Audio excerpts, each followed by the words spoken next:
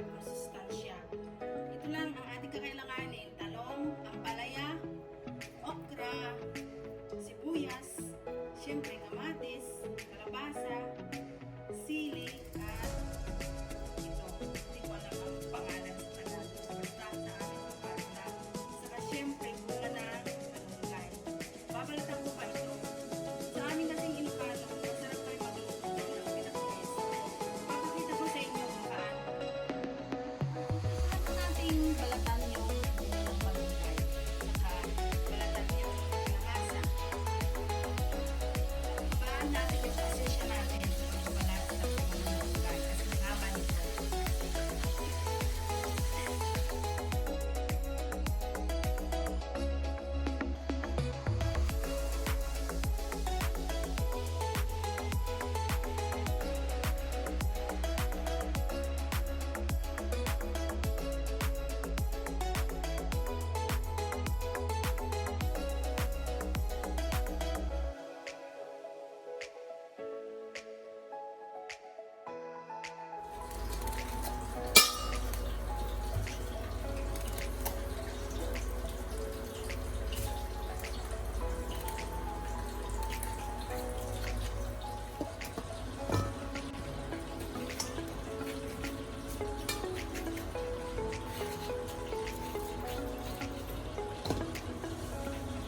Tayo ngayon sa ating pinaka-main na panghalo. Bagoong. Siyempre, seasoning powder, saka yung pinag kong isda. So, umpisahan ko na. Hindi ko siya iniwan ng diretso. Ganyan lang siya.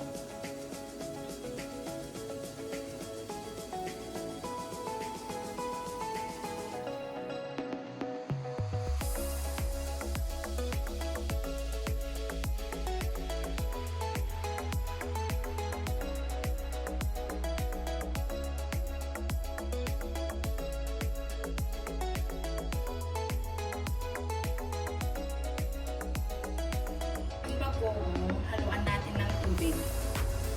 Mainit. Tapos saka natin siya parang dikdikit ng konti. Tignan natin. Kamatis.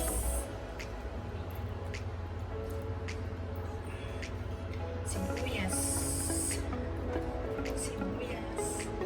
Tapos yung seasoning powder natin.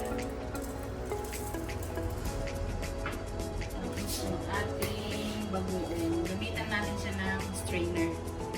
Alam natin.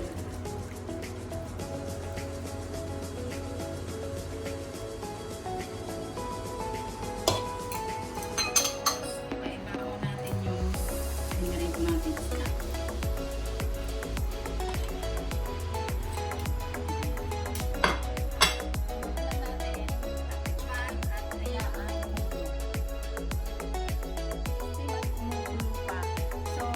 Lang natin siya hanggang maluto.